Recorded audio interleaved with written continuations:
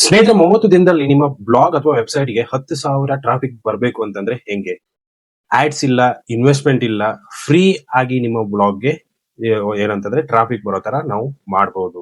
ನಮಸ್ಕಾರ friends, welcome back to our YouTube channel. ಸ್ನೇಹಿತರೆ, ಇವತ್ತಿನ ಈ ವಿಡಿಯೋದಲ್ಲಿ ನೀವು 30 ದಿನದಲ್ಲಿ ನಿಮ್ಮ ಬ್ಲಾಗ್‌ಗೆ 10,000 ಟ್ರಾಫಿಕ್ ಬರೋ ತರ ನಾವು ಯಾವ ತರ ಮಾಡೋದು ಅನ್ನೋದನ್ನ ನಾನು ನಿಮ್ಗೆ ಇವತ್ತಿನ ಈ ವಿಡಿಯೋದಲ್ಲಿ ಎಕ್ಸ್ಪ್ಲೈನ್ ಮಾಡ್ತಾ ಇದ್ದೀನಿ. ಫಸ್ಟ್ ಬರೋದು ನೀಚ್ ಸೆಲೆಕ್ಷನ್ ಅಥವಾ ಕೆಟಗರಿ ಸೆಲೆಕ್ಷನ್ ಅಂತ ಕರೀತಾರೆ. ಸೊ ನಿಮ್ಮ ಒಂದು ಇಂಟ್ರೆಸ್ಟ್ ಬೇಸಿಸ್ ಮೇಲೆ ಒಂದು ಕೆಟಗರಿನ ಸೆಲೆಕ್ಟ್ ಮಾಡ್ಕೊಳ್ಳಿ. ಜಾಬ್ ಆಗಿರ್ಬೋದು, ಫೈನಾನ್ಸ್ ಆಗಿರ್ಬೋದು, ಎಜುಕೇಶನ್, ಟೆಕ್, ಸೊ ಯಾವ್ದು ಬೇಕೋ ಅದನ್ನ ನೀವು ಸೆಲೆಕ್ಟ್ ಮಾಡ್ಕೋಬಹುದು. Low competition plus high search volume ಇರುವಂತ ಒಂದು ಕೆಟಗರಿ ಅಥವಾ ನೀಚ್ ಅನ್ನ ನೀವು ಸೆಲೆಕ್ಟ್ ಮಾಡಿದ್ರೆ ಒಳ್ಳೆಯದು.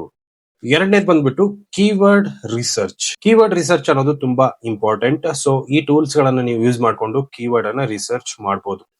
ಗೂಗಲ್ ಅನ್ನ ಯೂಸ್ ಮಾಡ್ಕೊಂಡು ನೀವು ಈಸಿಯಾಗಿ ಕೀವರ್ಡ್ ಅನ್ನ ರಿಸರ್ಚ್ ಮಾಡಬಹುದು. ಊಬರ್ ಸಜೆಸ್ಟ್ ಅಂತ ಬರುತ್ತೆ, ಅದರಲ್ಲೂ ಕೂಡ ನೀವು ಕೀವರ್ಡ್ ರಿಸರ್ಚ್ ಅನ್ನ ಮಾಡಬಹುದು. ಸೊ ಲಾಂಗ್ ಟೇಲ್ ಕೀವರ್ಡ್ಸ್ ಗಳ ಮೇಲೆ ಫೋಕಸ್ ಮಾಡಿ, ಅಂದ್ರೆ ಜಾಸ್ತಿ ಲೆಂತ್ ಇರುವಂತ ಕೀವರ್ಡ್ಸ್ ಅನ್ನ ನೀವು ಫೋಕಸ್ ಮಾಡಿದ್ರೆ ಒಳ್ಳೇದು.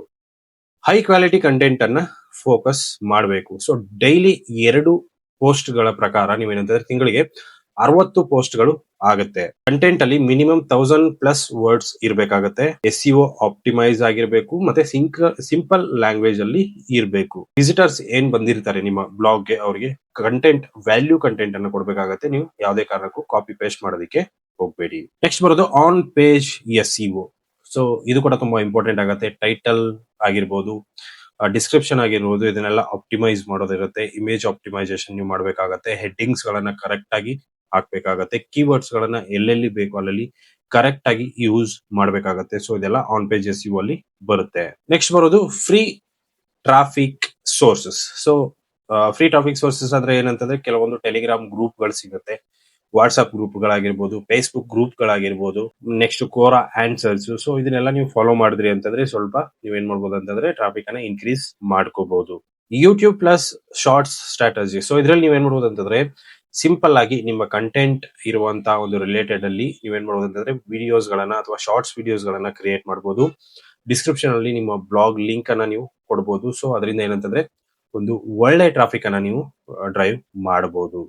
ನೆಕ್ಸ್ಟ್ ಬ್ಯಾಕ್ ಲಿಂಕ್ಸ್ ಗಳನ್ನ ನೀವು ಏನ್ ಮಾಡ್ಬೇಕಂತಂದ್ರೆ ಬಿಲ್ಡ್ ಮಾಡಬೇಕಾಗತ್ತೆ. ಸೊ ಬ್ಯಾಕ್ ಲಿಂಕ್ಸ್ ಅನ್ನೋದು ತುಂಬಾ ಇಂಪಾರ್ಟೆಂಟ್ ಆಗುತ್ತೆ. ಗೆಸ್ಟ್ ಪೋಸ್ಟಿಂಗ್ ಮಾಡೋದ್ರಿಂದ ಆಗಿರ್ಬೋದು, ಬ್ಲಾಗ್ ಕಮೆಂಟ್ ಮಾಡೋದ್ರಿಂದ ಆಗಿರ್ಬೋದು, ಪ್ರೊಫೈಲ್ಸ್ ಗಳ ಬ್ಯಾಕ್ ಲಿಂಕ್ಸ್ ಗಳಾಗಿರ್ಬೋದು. ಸೊ ಇದನ್ನೆಲ್ಲ ಮಾಡೋದ್ರಿಂದ ಏನಾಗುತ್ತೆ, ನಿಮ್ಗೆ ಟ್ರಾಫಿಕ್ ಅನ್ನೋದು ಜಾಸ್ತಿ ಆಗುತ್ತೆ. ನೆಕ್ಸ್ಟ್ ಬರೋದು consistency and tracking. So tracking ಅಲ್ಲಿ ನೀವೇನಂತಂದ್ರೆ ಗೂಗಲ್ದೇ ಒಂದು ಯೂಸ್ ಮಾಡ್ಕೋಬಹುದು.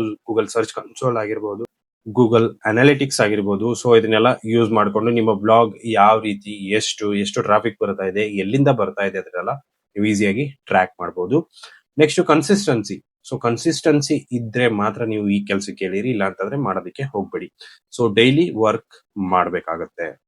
ಸೊ ಫ್ರೆಂಡ್ಸ್, ಈ ಒಂದು 8 ಸ್ಟೆಪ್ಸ್ ಗಳನ್ನ ನೀವು ಫಾಲೋ ಮಾಡಿದ್ದೆ ಆದಲ್ಲಿ ನಿಮಗೆ 30 ದಿನದಲ್ಲಿ ಅಟ್ಲೀಸ್ಟ್ 10,000 ಟ್ರಾಫಿಕ್ ಅನ್ನೋದು ಇನ್ಕ್ರೀಸ್ ಆಗೋ ಚಾನ್ಸಸ್ ಇರುತ್ತೆ.